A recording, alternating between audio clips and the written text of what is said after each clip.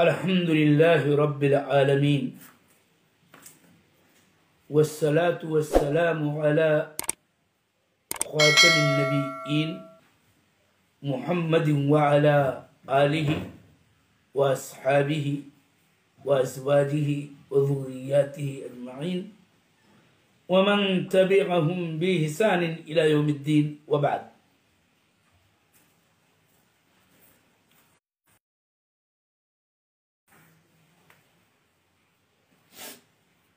شیخ الاسلام ابن تیمیہ رحمہ اللہ صحابہ کے بارے میں، اہل بیت کے بارے میں، ازواج نبی رضی اللہ تعالی عنہم کے بارے میں بھی ان کا موقف آپ نے بیان کیا، اور وہ ہے بات زیادہ نہ کرنا، اور پھر یہ نقطہ آپ نے بیان کیا جیسا کہ میں نے پچھلے درس میں پیش کیا کہ وہ مرویات جو مشاجرات صحابہ کو کچھ اس انداز میں پیش کرتی ہیں کہ وہ ایسے تھے ویسے تھے والی بات، انہوں نے یہ کیا وہ کیا، ان مرویات کی 3 قسم ہیں. ایک تو دروغ پر مبنی، دوسرے گھٹائی بڑھائی اور معنی مراد سے بدلی ہوئی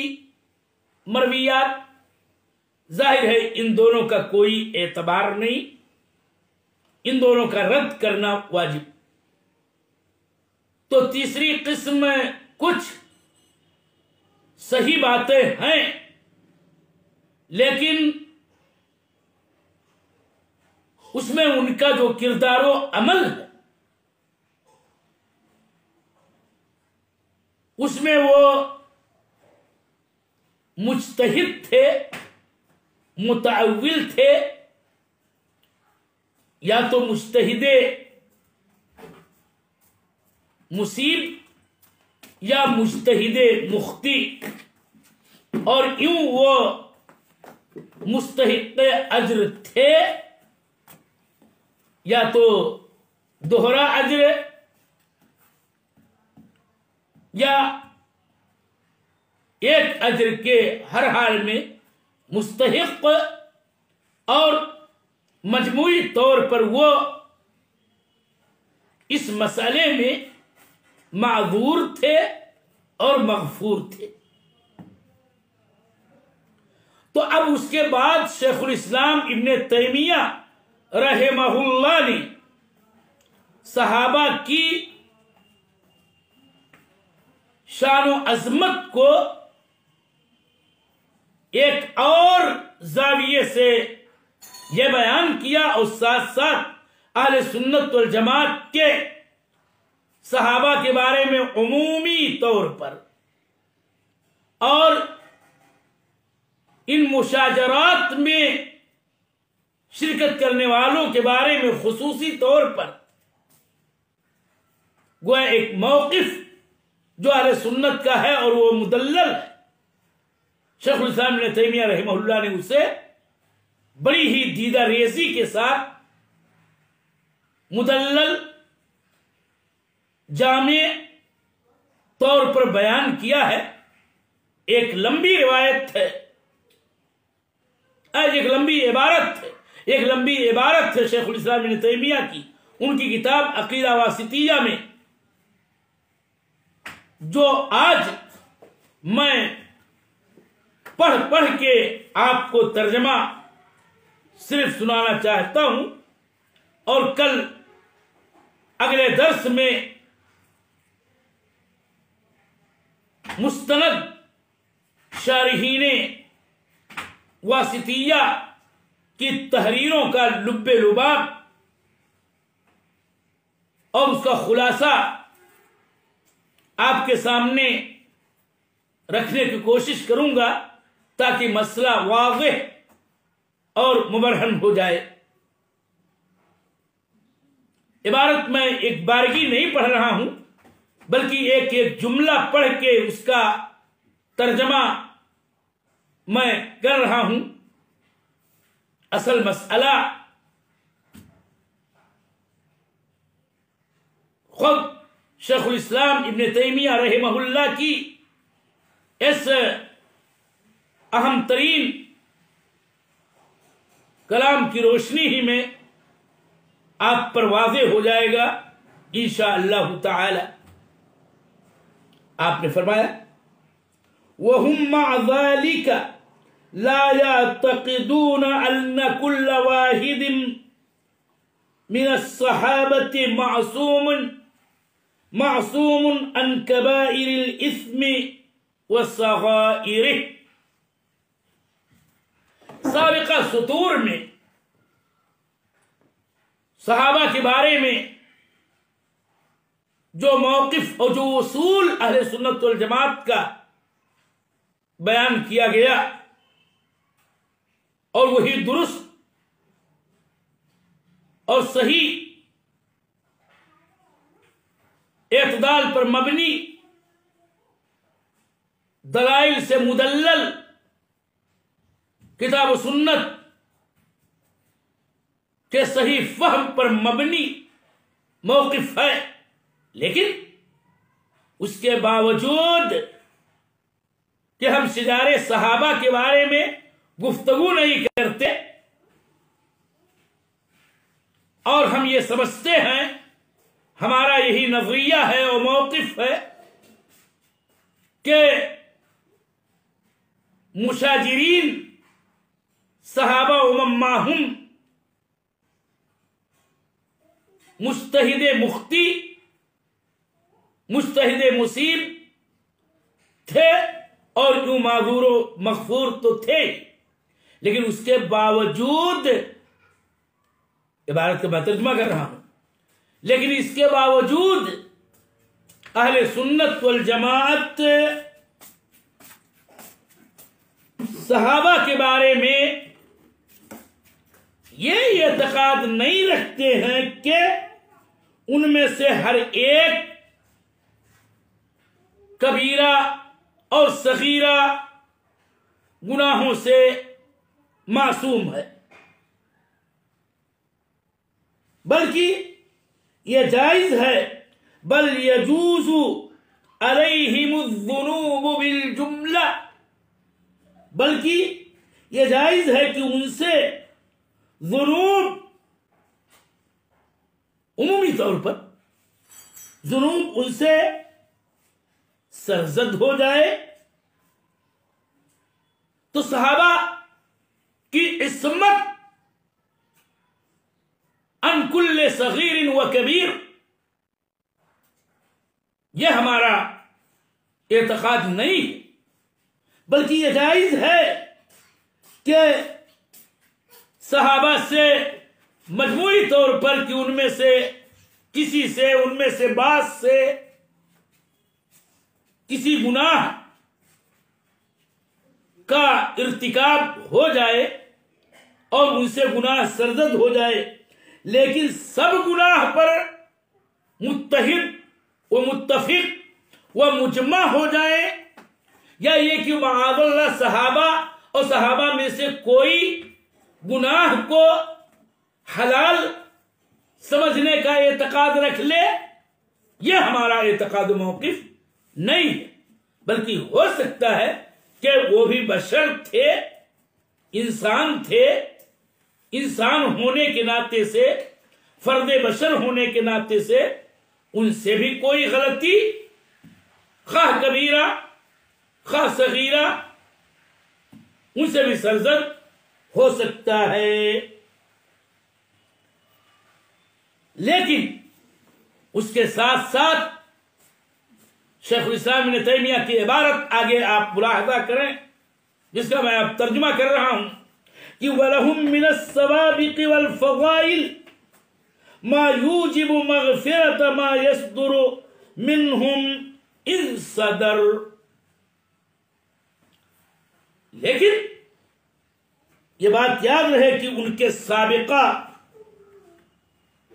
دینی خدمات اور ان کی فضیلتیں، ان کے مناقب، ان کے محاسن ایسے ہیں کہ جو ان سے صادر گناہوں کی مغفرت کا موجب ہے، اگر ان سے کسی گناہ کا صدور ہوا ہے. کہ ہم یہ بات مانتے ہیں کہ صحابہ میں سے کسی سے بعض سے بتقاضائے بشریت گناہ ہو سکتا ہے، اور اگر ہوا ہے تو یہ بھی ہم ساتھ ساتھ مانتے ہیں، ماننا چاہیے کہ ان کے اتنے فضائل ہیں اور ایسے فضائل ہیں کہ ان فضائل کی بنا پر ان سے سرزد گناہ اگر سرزد ہوا ہے تو اس کی بخشش کے وہ فضائل مستوجب ہیں کہ ان فضائل کے ناطے سے اللہ تعالی ان سے صادر ہونے والے ان کے ذنب کبیر یا ذنب صغیر کو معاف کر ہی دے گا. اور اس کے ساتھ پھر مزید یہ بھی کہ حتی انہم لیغفر لہم من السیئات ما لا یغفر لمن بعدہم، یہاں تک کہ ان کی وہ برائیاں، ان کی وہ کمیاں، ان کے وہ سیئات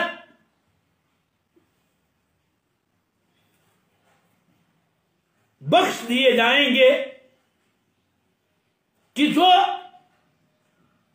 اور جس قسم کے، جس نوع کے سیئات بعد والوں کے نہیں بخشے جا سکتے. کیوں؟ اس کی دلیل بھی شیخ الاسلام ابن تیمیہ اپنی اس عبارت میں پیش کر رہے ہیں. لأن لهم من الحسنات التي تمحو السيئات ما ليس لمن بعدهم، اس لیے کہ یہ قوم صحابہ ان کے پاس وہ حسنات ہیں کہ جو سیئات کو، گناہوں کو، کمیوں کو، برائیوں کو مٹانے کے لیے کافی ہیں، کہ جو حسنات ان کے بعد والوں کے پاس نہیں ہیں. آگے کی عبارت ترجمہ ہی دیکھیے کہ جس سے اس بات کی دلیل بھی مل جاتی ہے جو شیخ الاسلام ابن تیمیہ اپنی اس عبارت میں کہہ رہے ہیں کہ بات یہ بھی ہے کہ ان کے حسنات ایسے ہیں کہ جو ماہی سیئات ہیں کہ جو بعد والوں کے پاس وہ حسنات میسر نہیں، کیونکہ وقد ثبت بقول رسول اللہ صلی اللہ علیہ وسلم انہم خیر القرون، کیونکہ اللہ کے رسول صلی اللہ علیہ وسلم کی حدیث کی روشنی میں، آپ کے فرمان کی روشنی میں یہ بات ثابت ہے کہ انہم خیر القرون، کہ صحابہ ساری صدیوں اور صدیوں والوں میں بہتر ہیں، وہی خیر الناس ہیں. اب ظاہر سی بات ہے کہ یہ منقبت، یہ فضیلت ان کے خیر الناس اور خیر القرون ہونے والی جو فضیلت ہے وہ بعد والوں کے لیے میسر نہیں. اور یہ بات بھی اللہ کے نبی صلی اللہ علیہ وسلم ہی سے ثابت ہے کہ ان صحابہ میں سے کسی کا ایک مد جو انہوں نے اللہ کے راستے میں صدقہ کے طور پر دیا، وہ بعد والوں میں سے کسی کی جانب سے احد پہاڑ بھر سونے سے افضل ہے۔ صحیح بات ہے کہ یہ کتنی عظیم خصوصیت ہے سابقین اولین صحابہ کرام کی کہ ان کا ایک مد کے برابر بعد والوں کا پہاڑ احد پہاڑ کے برابر کا سونا بھی نہیں ہو سکتا ہے۔ تو ظاہر بات ہے کہ ایسی فضیلتیں اپنے دامن میں رکھنے والوں سے اگر گناہ ہو بھی جائے تو اللہ تعالیٰ اس فضل و منقبت جو اللہ تعالیٰ ہی نے عطا کیا ہے اسی بنیاد پر وہ سیئات کے مٹانے کا سبب بن سکتی ہیں۔ پھر یہ بھی ہے شیخ الاسلام ابن تیمیہ کی دقیق عبارت ملاحظہ کیجئے کہ ثم اذا كان قد صدر من احدهم ذنب فيكون قد تاب منه۔ پھر یہ بات بھی تو ہے کہ اگر ان صحابہ میں سے کسی سے کوئی گناہ سرزد ہوا تو یہ بھی تو ہے کہ ہو سکتا ہے اس صحابی نے اللہ تعالی سے توبہ کر لیا ہو اور اللہ تعالیٰ نے ان کی توبہ کو قبول کر لیا ہو۔ تو کیا ہمیں پڑی ہے کہ ان کے گناہ کو ہم گناتے پھریں اور ذکر کرتے پھریں معاذ اللہ؟ ہرگز نہیں ہے، کیونکہ ہو سکتا ہے کہ گناہ تو ان سے ہوا ہو لیکن انہوں نے اللہ تعالیٰ سے توبہ کر لیا ہو، یا او اتا بحسنات تمحوہ، یا ایک ہی گناہ کسی صحابی سے سرزد ہوا تو ہو سکتا ہے کہ اس کے بعد انہوں نے اتنے حسنات کر لیے ہوں، اتنی نیکیاں کما لی ہوں، کر لی ہوں کہ جن نیکیوں نے ان کے اس گناہ کو محو کر دیا ہو، مٹا دیا ہو۔ تو پھر ہمیں صحابہ کے گناہ کو مثلا ذکر کرنے، بار بار اس کا تذکرہ کرنے، اس سے ان کی شان میں گویا بے ادبی و گستاخی کرنے کا کوئی حق یوں بھی نہیں ہے۔ یہی تو اس عبارت میں ساری باتوں کا ذکر ہے۔ اور بھی مزید یہ کہہ رہے ہیں او غفر لہ بفضل سابقتہ، یا یہ بھی ہو سکتا ہے کہ اگر ان میں سے کسی سے گناہ ہو گیا تو ہو سکتا ہے کہ وہ ان کے سابقہ دینی و ایمانی اسلامی خدمات کی روشنی میں اور اس کی بنا پر ان کو بخش دیا جائے۔ تو جب ان کے دامن میں اتنی فضیلتیں ہیں اور اس کے امکانات ہیں اور یقیناً ہیں کہ وہی تو خیر الناس و خیر القرون اور مومنون برحق تھے، لہذا اللہ تعالی ان کے گناہوں کو بخش دے گا۔ لہذا ہمیں کیا پڑی کہ ان کے سیئات کو گناتے پھریں اور ذکر کرتے پھریں۔ پھر یہ بھی تو ہے کہ یا تو بروز قیامت اللہ کے نبی صلی اللہ علیہ وسلم کی شفاعت کی بنیاد پر وہ بخش دیے جائیں،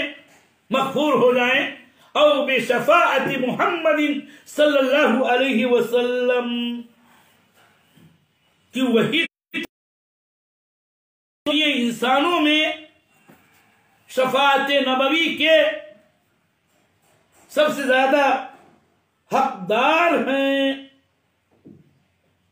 ایک بات اور بھی ہو سکتی ہے کہ اگر ان میں سے کسی سے گناہ ہوا، شیخ الاسلام ابن تیمیہ کہتے ہیں او ابتلی ببلاء فی الدنیا، اس قدر ان کے پاس مغفرت کے اور اللہ تعالی کی رحمت کے حصول کے، اس کے مغفرت کے اس قدر جب ذرائع ممکن ہیں تو پھر ہم ان کے گناہ کو جو ہم سے پہلے مومن رہے ہیں اس کے تذکرے کی نہ ہمیں حاجت ہے، نہ اس سے ہمیں کسی فائدے کے ملنے کا امکان ہے، بلکہ اس بات کا یقیناً چانس ہے کہ خود ہمارے اعمال اکارت ہو جائیں، برباد ہو جائیں، اور اس میں ہمارا ہی دنیاوی کے ساتھ ساتھ اخروی گھاٹا ہو۔ شیخ الاسلام ابن تیمیہ کی عبارت ملاحظہ کریں، ترجمہ صرف کر رہا ہوں کہ هذا اذا كان هذا في الذنوب المحققة، یہ باتیں، یہ چیز، یہ معاملہ تو ان کے محقق گناہوں کا ہے کہ واقعی اگر ان سے گناہ ہوا تو اس کی مغفرت کے، اس کے معافی کے، ان کے لیے اس کے باعث تکفیر کے اس قدر امکانات ہیں، تو سوال یہ ہے کہ فکیف الامور التي كانوا فيها مجتہدین، تو پھر جب محقق گناہوں کے بارے میں یہ ہم موقف و عقیدہ مدلل رکھتے ہیں اور یہی رکھنا چاہیے، تو ان امور کا کیا حال ہوگا کہ جس میں وہ در حقیقت مجتہد تھے، اگر انہوں نے اجتہاد کیا اور اپنے اجتہاد میں وہ درستی پر پہنچے تو پھر تو ان کے لیے دوہرا اجر ہے، اور اگر ان سے چوک ہوئی، ان سے خطا ہو گئی، تو بھی ان کے لیے ایک اجر ہے، اور اس طرح سے ان کی خطا قابل مغفرت، قابل معافی ہے۔ لہذا اس اجتہادی مسئلے میں ہمیں خوض کی اور زیادہ گفتگو کی چندہ حاجت نہیں ہے، بلکہ اپنی زبان کو خاموش رکھنے ہی میں ہماری سلامتی ہے، اور اسی لیے تو اہل سنت والجماعت مشاجرات صحابہ کے بارے میں امساک عن الکلام کا موقف رکھتے ہیں۔ عبارت لمبی ہے، آپ سنتے جائیں۔ شیخ الاسلام ابن تیمیہ کہہ رہے ہیں، پھر آج میں اسی قدر پر اکتفا کر رہا ہوں، انشاءاللہ العزیز اس کے بعد کل کے درس میں بقیہ اس لمبی عبارت کا میں ترجمہ کروں گا، جو عبارت یہ ہے، اور اس عبارت کا خلاصہ یہ ہے کہ پھر جو مسئلہ ہے جس میں ان سے چوک یا ثواب دونوں کا امکان ہے، اس کی مقدار ان کی نیکیوں کے، ان کی خدمات کے، ان کی قربانیوں کے مقابلے میں بہت کم ہے۔ اللہ تعالی ہمیں صحابہ کرام کی عظمت اور ان کی صداقت و ثقاحت و عدالت پر قائم رکھ، اور ہمیں اس بات کی توفیق دے کہ ہم ان سے محبت رکھیں اور ان کے لیے یہی دعا صدا کرتے رہیں کہ ربنا اغفر لنا ولاخواننا الذين سبقونا بالایمان ولا تجعل في قلوبنا غلا للذين آمنوا ربنا انك رؤوف رحيم۔ وصلی اللہ